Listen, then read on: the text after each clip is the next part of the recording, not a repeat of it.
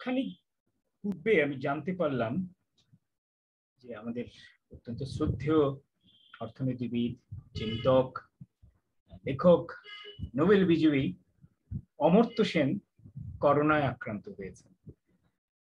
তিনি কিছুদিন আগে কলকাতায় এসেছিলেন, কলকাতা শহরে একটি বিশেষ বক্তৃতা দেওয়ার জন্য, যেটি হওয়ার কথা ছিল গতকাল 9 তারিখ, এবং আজ তার চলে যাওয়ার কথা ছিল দেশ ছেড়ে। কিন্তু এর মধ্যে তিনি করোনায় আক্রান্ত হয়েছেন এবং এই জন্য বর্তমানে শান্তিনিকেতনে তার নিজের বাড়িতে বিশ্রাম নিচ্ছেন, চিকিৎসাধীন হয়েছেন। ঘটনাচক্রে আমি গত কদিন ধরে, 2 কি 3 দিন ধরে তারই একটি বই পড়ছিলাম, তার স্মৃতিকথা, সম্প্রতি যেটা বেরিয়েছে, হোম ইন দ্য ওয়ার্ল্ড নামে। বেশ ঢাউস একটি বই। আমাকে আমার খুবই কাছের মানুষ, খুব প্রিয় বন্ধু জোহরা পারুল ইরা বইটি দিয়েছেন এবং অনুরোধ করেছে আমি যেন পড়ি, কারণ সে এটি পড়ে মুগ্ধ হয়েছে এবং তার মুগ্ধতাটুকু সে আমার মধ্যেও সঞ্চারিত করতে চাচ্ছে।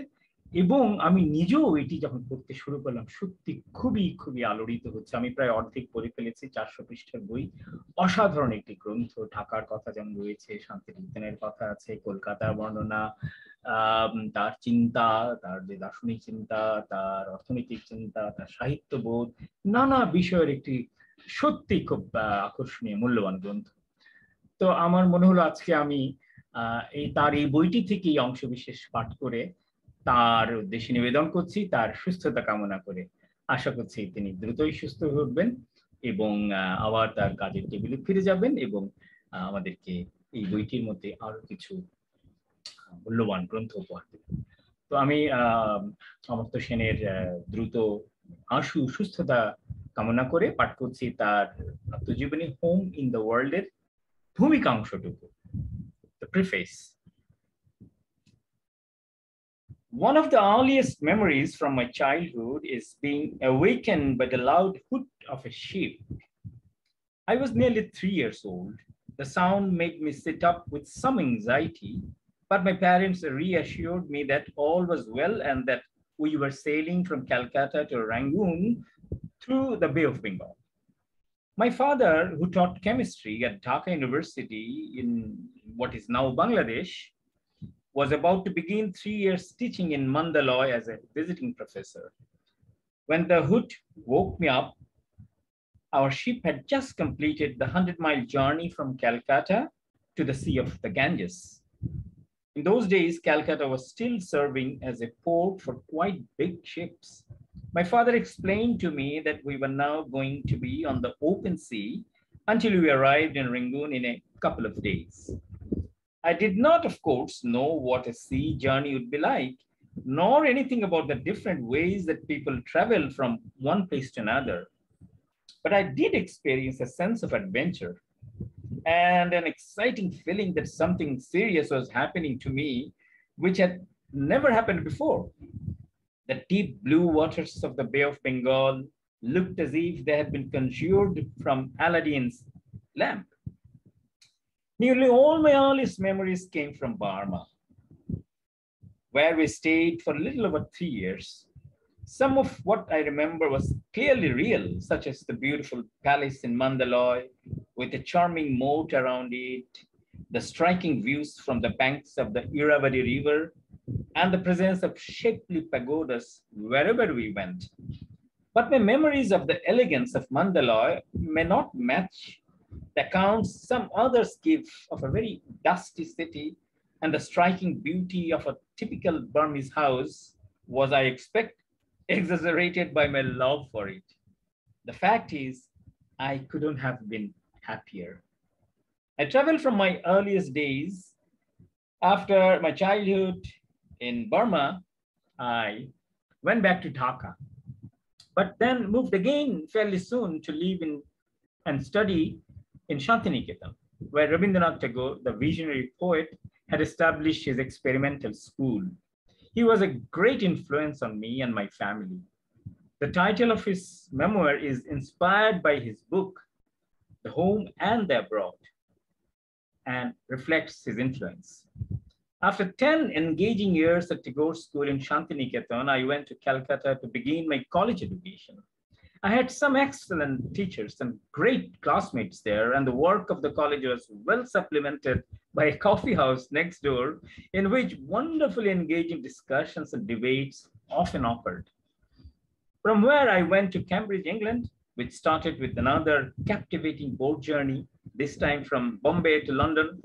Both Cambridge and my college Trinity drew me into their splendid old history. Then came a year spent teaching at MIT in Cambridge, Massachusetts, and at Stanford in California.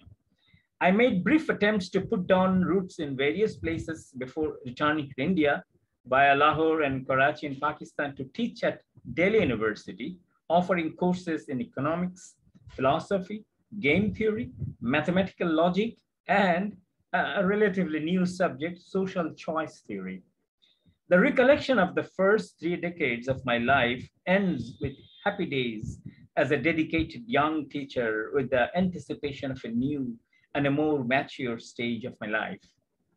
As I found my feet in Delhi, I had time to think a little about my earlier years, filled with a wide range of experiences. I decided that there were 2 quite different ways of thinking about civilizations of the world. One approach takes the fragmentary perspective and sees a variety of features as manifestations of quite distinct civilizations. This approach, with the additional feature of hostility between the fragments, has come much into vogue recently, threatening a lasting clash of civilizations. The other approach is inclusive and concentrates on looking more different manifestations of ultimately one civilization. Perhaps we should call it a world civilization, which generates different flowers through an interrelated life of roots and branches. This book is not, of course, an investigation of the nature of civilization, but as the reader will see, its sympathies are with an inclusive rather than a fragmentary understanding of what the world offers. From the Crusades in the Middle Ages to the Nazi invasions in the last century, from communal clashes to battles between religious politics, there have been tussles between varying convictions, and yet there have also been forces of unity working against the clashes. We can see, if we look, how understanding can spread from one group to another and from one country to the next. As we move around, we cannot escape clues to broader and more integrative stories. Our ability to learn from each other must not be underestimated. Being a reflective human company can be enormously constructive experience. At the end of the 10th century and the beginning of the 11th, the Iranian mathematician Al-Biruni, who spent many years in India, remarked in his book, Tariq al-Hind, that learning about each other contributes both to knowledge and to peace. He presents a wonderful account of mathematics, astronomy, sociology, philosophy, and medicine in India 1,000 years ago, and also shows how human knowledge expands through friendship. Al-Biruni's fondness for Indians contributed to his interest and expertise in Indian mathematics and science. This fondness did not, however, prevent him from teasing them a little. This fondness did not, however, prevent him from teasing them a little. Indian mathematics is very good, Al-Biruni says, but the most unusual gift Indian intellectuals have is something quite different. It is their ability to talk eloquently on subjects about which they know absolutely nothing. Would I be proud of that gift if I had? I don't know, but perhaps I should begin by talking about things I do know. This memoir is a small attempt to do just that, or at least to talk about things I have experienced, whether or not I actually know them. Thank you.